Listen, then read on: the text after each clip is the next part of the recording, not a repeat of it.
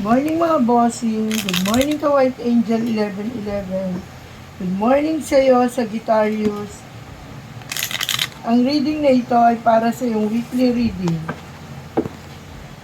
Hindi lahat ay makaka-resonate sa reading na ito sa ating Pika card. Kunin lamang mga positibong enerhiya. Good morning sa iyo Sagittarius.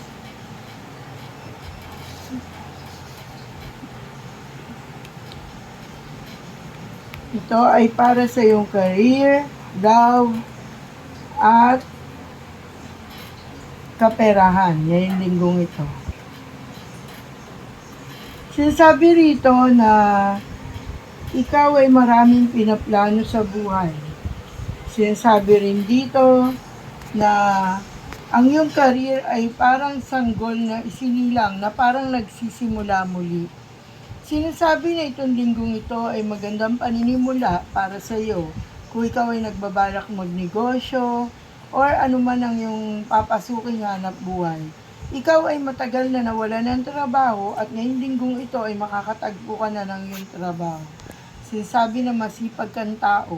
Sinasabi na marami kang mga pangarap sa buhay na nais mong masimulan. Sinasabi rin dito na masyado kang maraming iniisip at maraming nakahadlang sa iyong mga gawain ngayon. Sapagkat ikaw ay puno na stress, ngunit sinasabi rito na magpahinga ka lamang at muling makakabawi. At sinasabi rito sa iyong linggo ngayong kaperahan na maraming nagtatakang manloko sa iyo, lalo na sa usaping pera. Mag-iingat ka, Sagittarius, sapagkat maraming tao ang ayaw maghanap buhay, kundi ang gusto ay manlamang lamang. Sinasabi rin dito na ngayong linggong ito ay yung pagpaplano ng paglalakbay ay magkakaroon ng katuparan at ang katuparan ito ay magiging maganda ang resulta.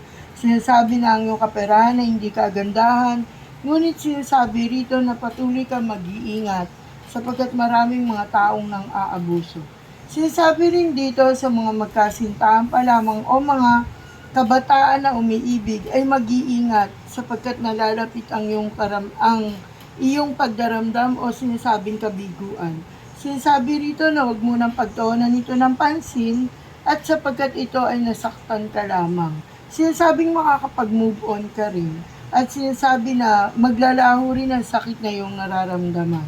Sinasabi na ang iyong minamahal ay ng ibang lugar. Sinasabing ng ibang lugar sapagkat ito ay nagkaroon ng nakakilala ng isang tao na siyang mas gusto niyang magmahal sa kanya. Tanggapin ito at bumangon. Sinasabi sa iyo, Sagittarius, na hindi pa huli ang lahat at matatagpuan mo rin ang iyong minamahal. Sinasabi rito na ang pagmamahalang yun ay mauuwi sa kasalan.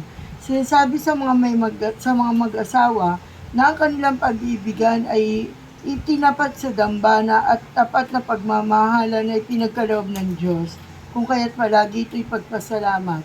Sinasabi na ang pagmamahalang yan ay panghabang buhay na. Sinasabi rin dito na sa kasalukuyan ng ibang Sagittarius ay lihim na umiibig o ayaw ang nararamdaman nila sa ngayon dahil ayaw nilang pagtuunan o ayaw nilang tanggapin na sila'y muling nagmamahal. Salamat sa iyo, Sagittarius, naway maging maganda ang linggo mong ito. Bye-bye mga bossing!